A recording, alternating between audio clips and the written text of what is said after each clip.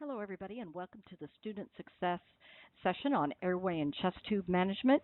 And the reason why I do this presentation is because on average, students miss 2 to 4 questions related to these two topics, chest tube and airway management. And the reason for that is because so much of this information is really a hands-on and visual learning, and you haven't had the opportunity or may not have had the opportunity to either see a chest tube or airway management or to perform airway management in a critical care patient yet, and so that's why it's a little bit confusing just to read it and digest it. As always with these recordings, I do talk very fast, so if you feel a little bit overwhelmed, again, use your play, pause, write mechanism.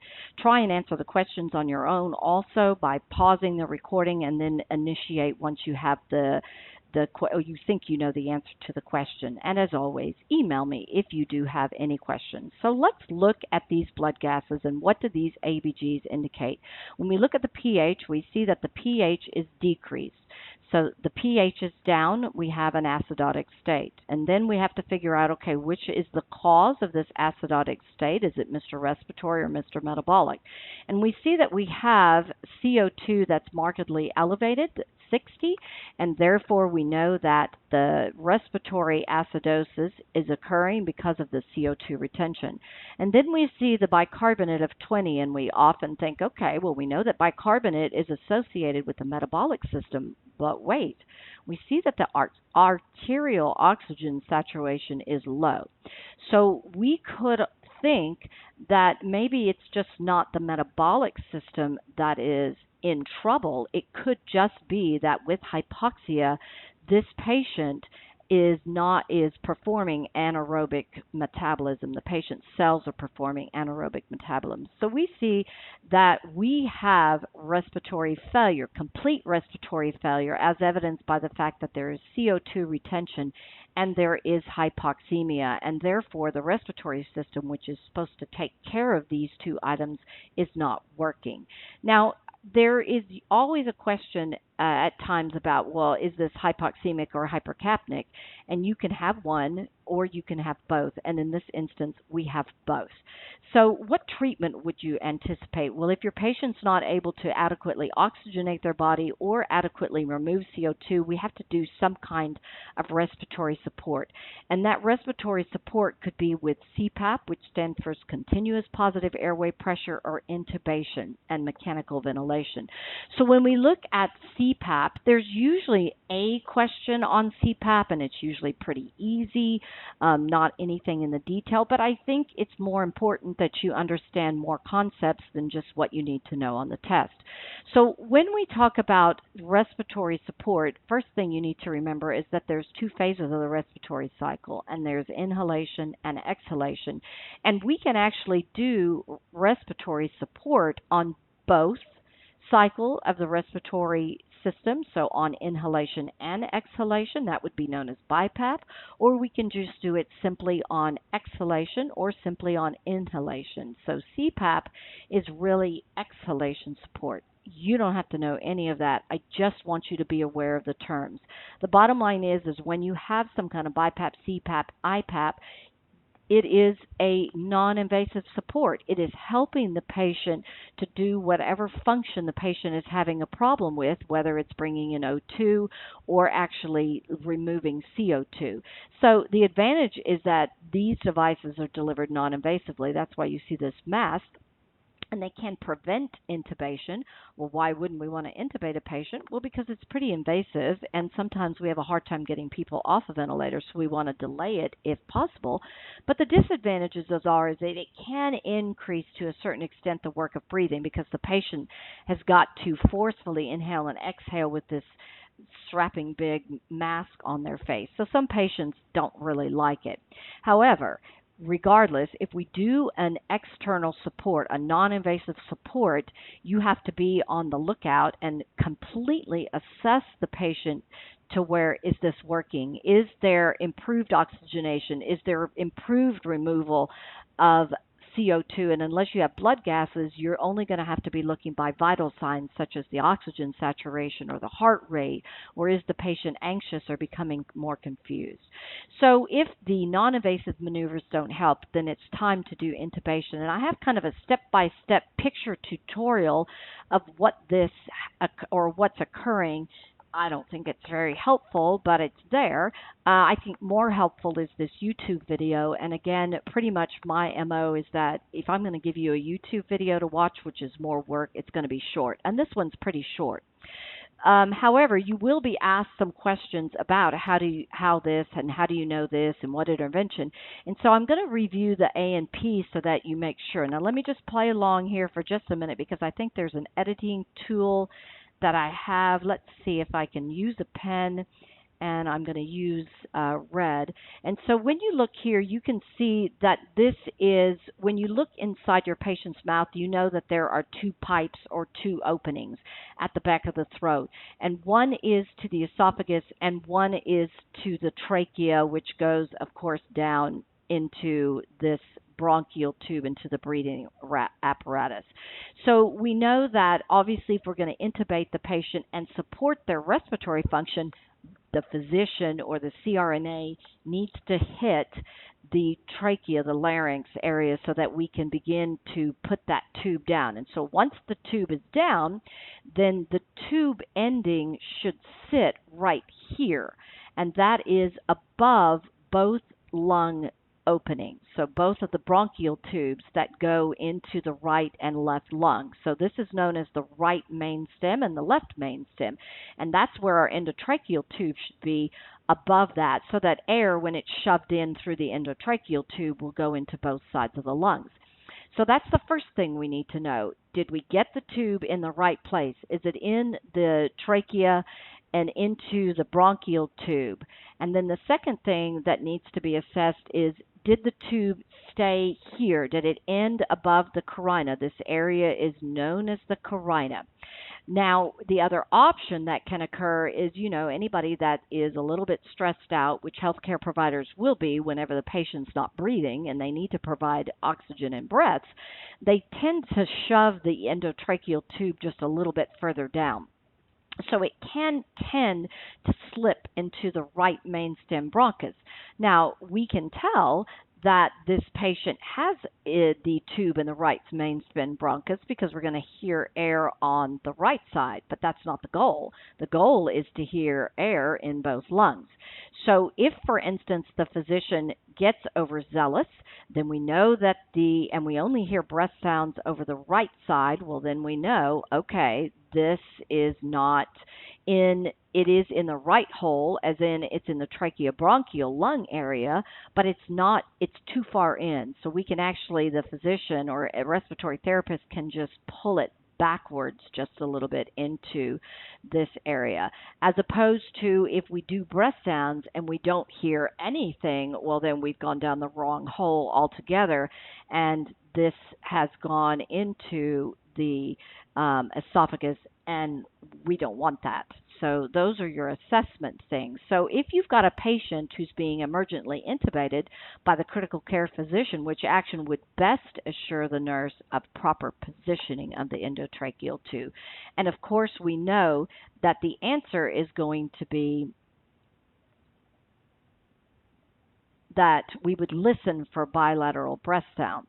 So that's a great answer, and it is the correct answer. Well, why not just assess for bilateral chest expansion? Well, because you really want to make sure that even if the air was going in, is there enough air? And you just want to make sure this is the best, because again, we said what is the best assurance, and breath sounds, actually auscultating breath sounds, are going to be the best maneuver, and not just looking for bilateral chest expansion. You will look for that, but the best is breath sounds bilaterally. Listen for air over the stomach. Well, why wouldn't that be the right answer? Because I told you that if we shoved it, if the physician shoved it in the wrong hole and it's in the esophagus, we would hear breath sounds over the stomach or in the stomach. Well, that's not where we want it to be. We want it to be in the lungs.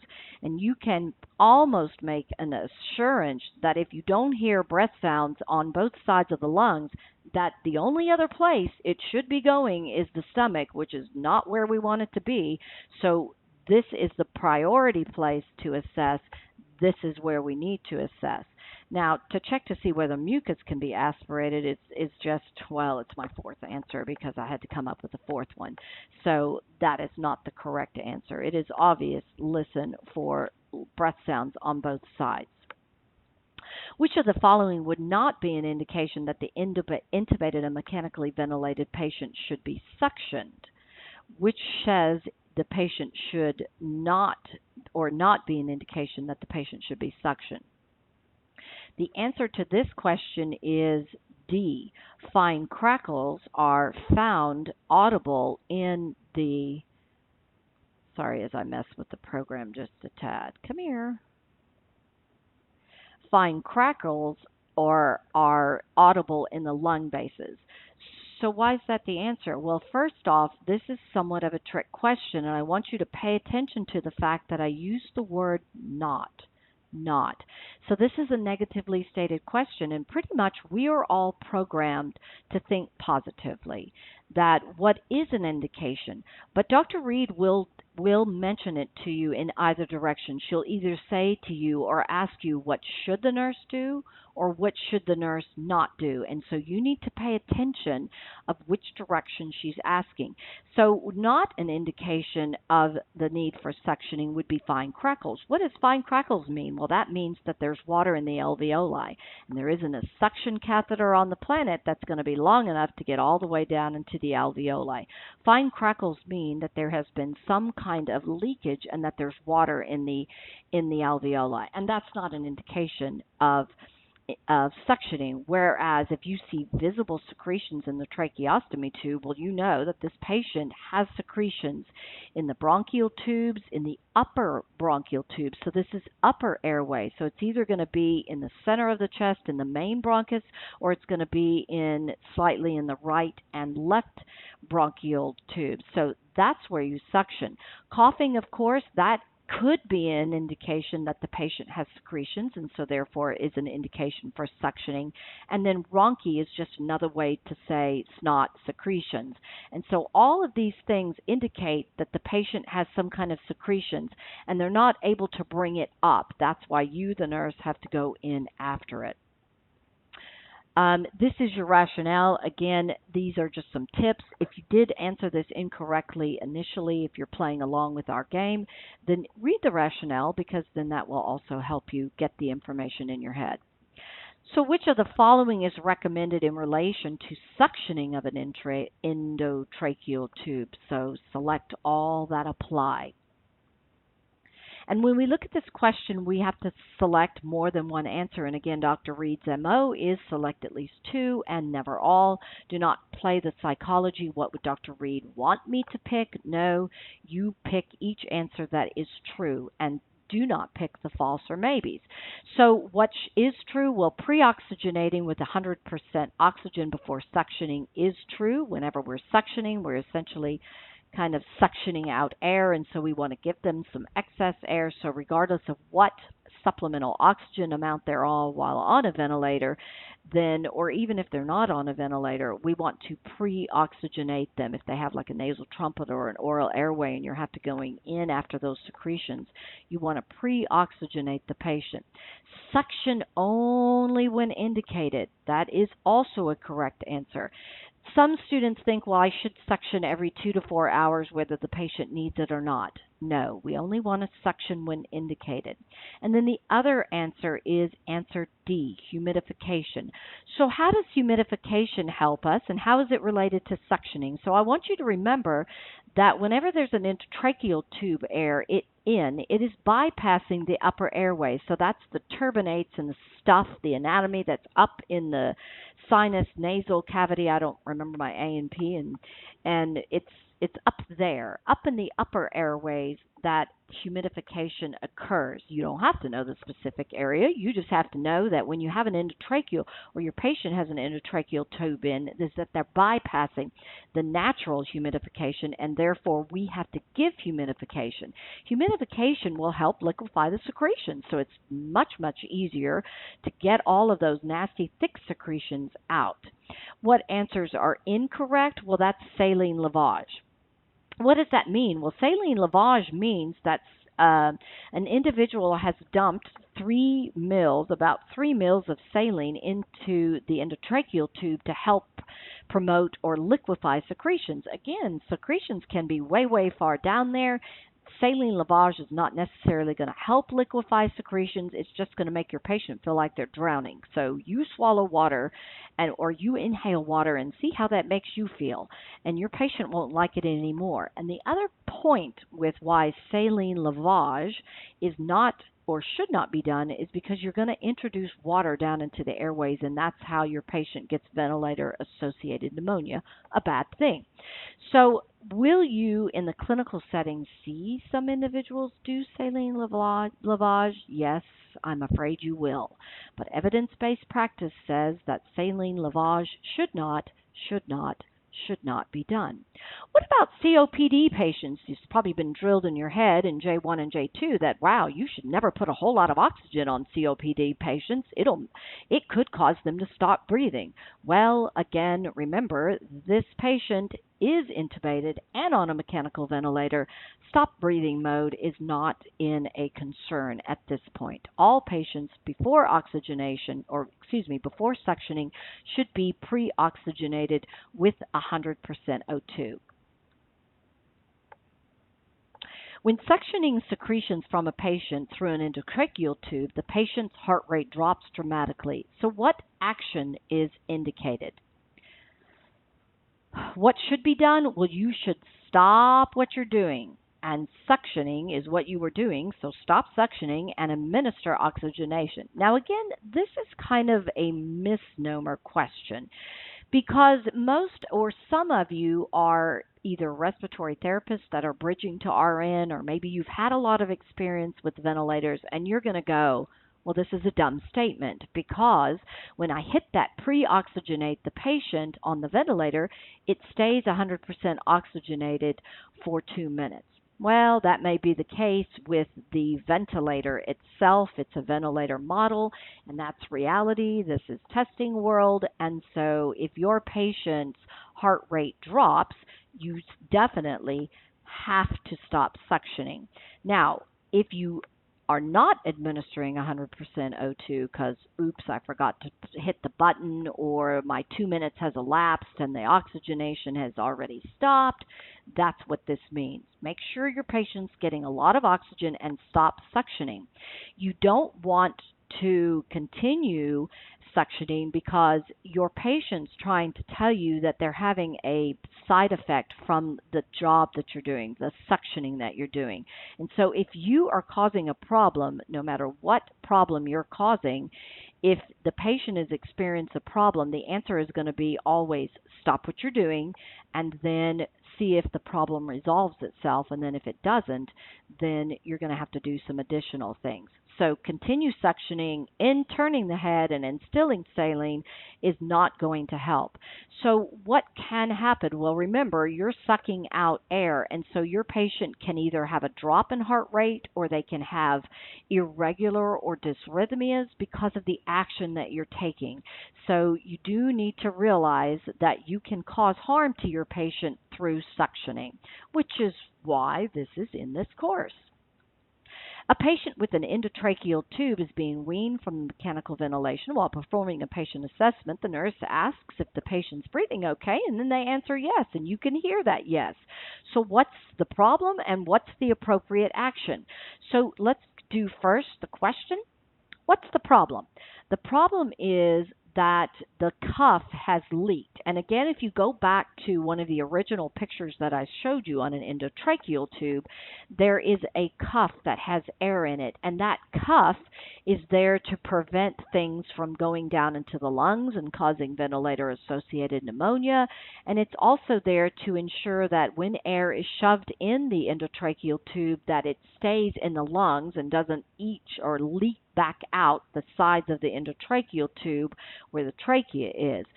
So whenever there is a leak in the cuff, then what the nurse should do is, or the respiratory therapist, is to remove all air. and reinflate it to a minimal occlusive value. Now, Dr. Reed has a minimal occlusive value. It's on the rationale on the next slide that you can pause the recording and make sure you look at that value because you need to know it. But just for now, know that there is a minimal occlusive value, and that's where it should reach. Otherwise, problems can occur with too much air, problems can occur with too little air.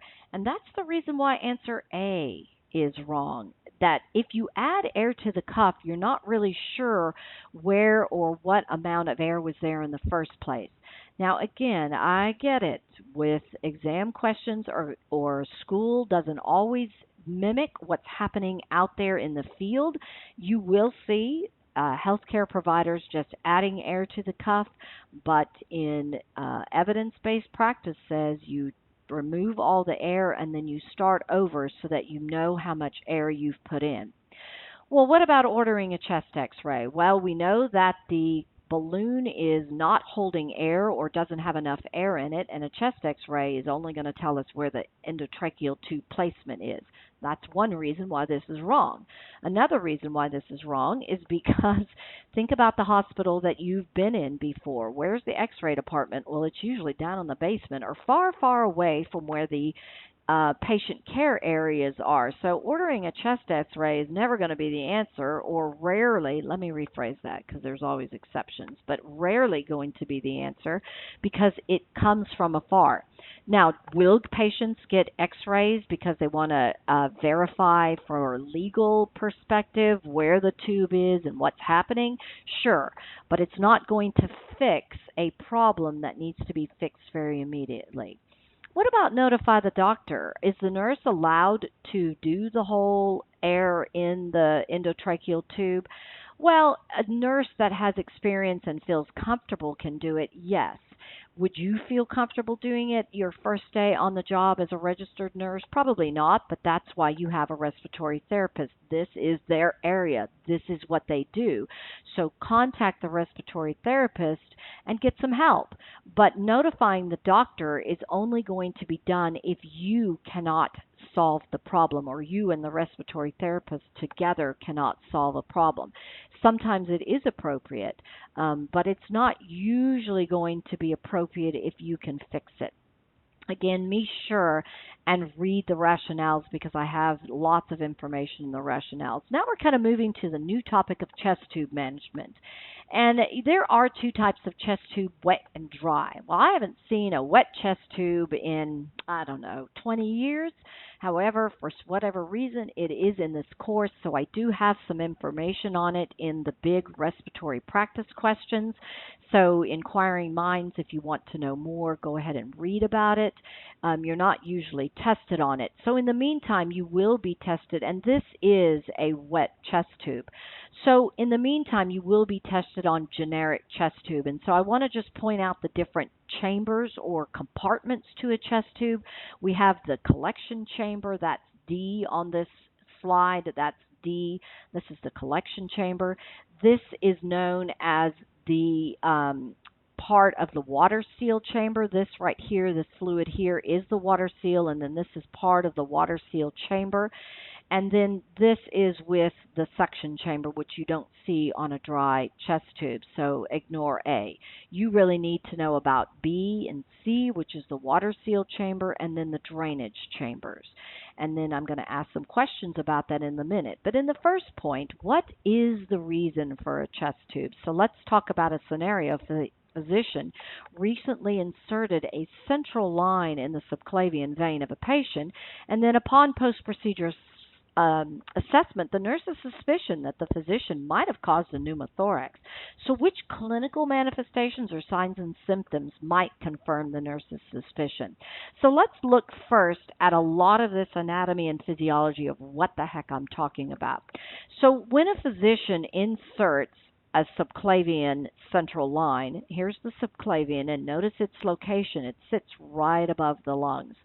And I've drawn part of this, and so it's not anatomically correct, but you get the idea. So here's the subclavian vein, and it sits right on top of the lungs. And so if a physician were to shove a big needle in the subclavian, and then instead of just getting into the vein, they went through the vein, through the back wall of the vein, you can see that they can hit kind of like your tire, they can hit the lungs, and so that can cause a deflation of the lungs. And so when you look over here where we see a small pneumothorax, so here was our subclavian up here, the needle went through the back wall of the subclavian vein, and then it hit the lung here, and so therefore air is going to slowly leak out of the lung into the pleural space with each breath.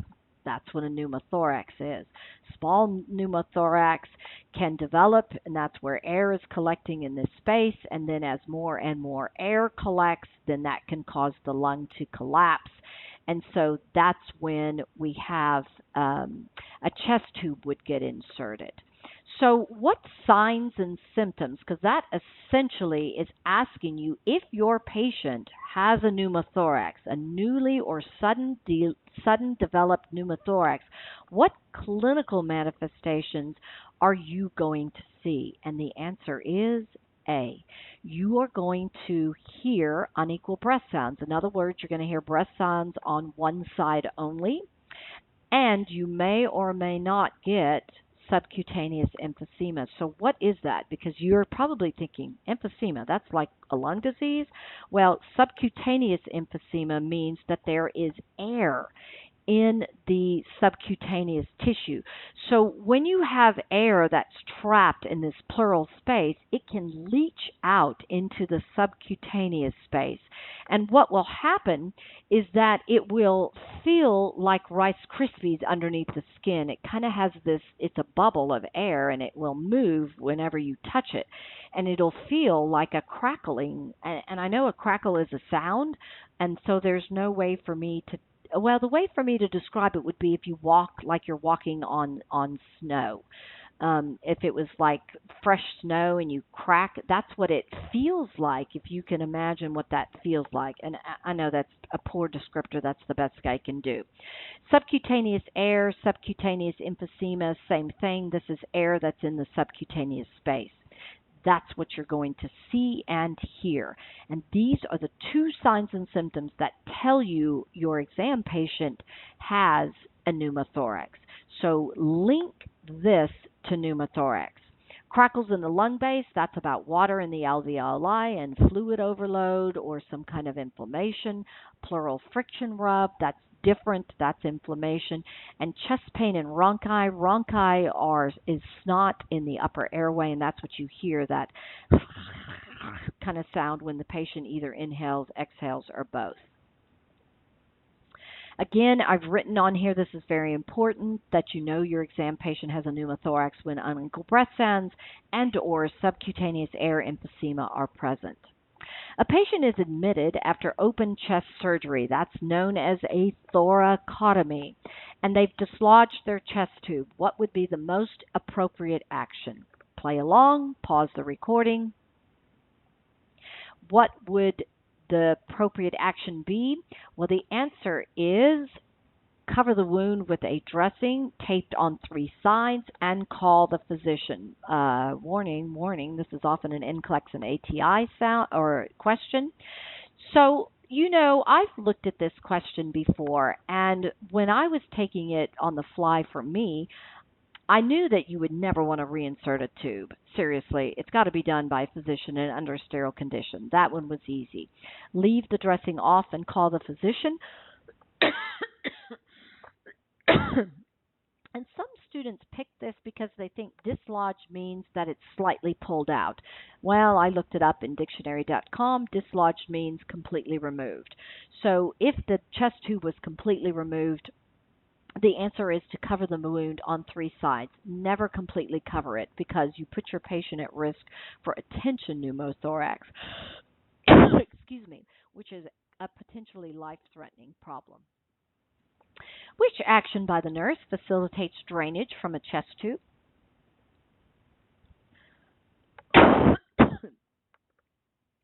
Again, we want to promote drainage, so we want to prevent kinks and dependent loops. So what do dependent loops mean? That means loops that are falling down on the floor, and then that means the drainage has to go uphill into the truss drainage system. That is something that shouldn't be done, but email me if you don't see it done, because you're going to go into the clinical setting and it's there all the time. Now, encourage the patient to breathe deeply. Maybe you thought that was the answer and that's not the answer. Encouraging the patient does not facilitate drainage. You should not clamp the chest tube for the most part. The only time you clamp the chest tube is these three acceptable times, and I'm going to let you pause the recording and read these, because you know how to read and I don't want to just yap with you. This is in your clinical packet notes. That's in the course notes, but I just want to call it to your attention because students forget to see this. And so it has all the instances where and when you should or should not clamp chest tubes. And then that's the reason why that is the wrong answer. And then strip the chest tube is an incorrect answer. So stripping the chest tube and clamping the chest tube can increase the intrathoracic pressure. In other words, your intrathoracic pressure is normally negative, and if you increase it, it will go towards positive. This is bad. This can cause a tension pneumothorax, and this can potentially be life-threatening to your patient. So that's why it's not done, those two items. While assessing the water seal chamber of a patient's chest tube drainage, the nurse notes continuous bubbling. What does this indicate?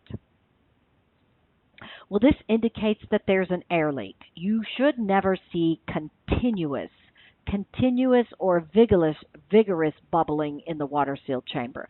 What if you see a bubble? Well, that means the chest tube's doing what it's supposed to do, which is get air out of the chest. So a bubble, okay.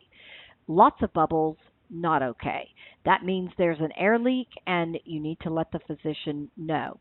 A patent system, therefore, is not the answer. A clot or kink in the system is not correct. An excessive amount of suction, this is again in the water seal chamber, is not correct. So bubbling, constant bubbling in the water seal chamber means there's an air leak. While assessing the water seal chamber of a patient's chest tube drainage, the nurse notes a rhythmic rise and fall in the water level. What does this indicate? Well, this indicates a patent system, because what you should see in the water seal chamber in that long column is a rhythmic rise and fall whenever the suction is turned off.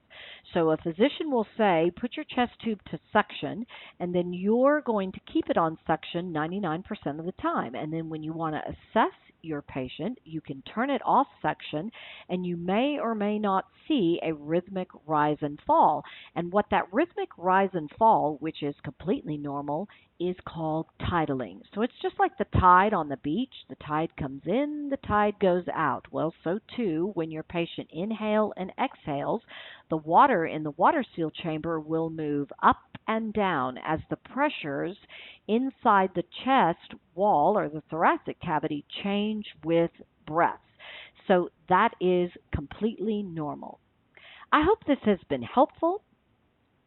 If you have any questions, be sure and email me. All right.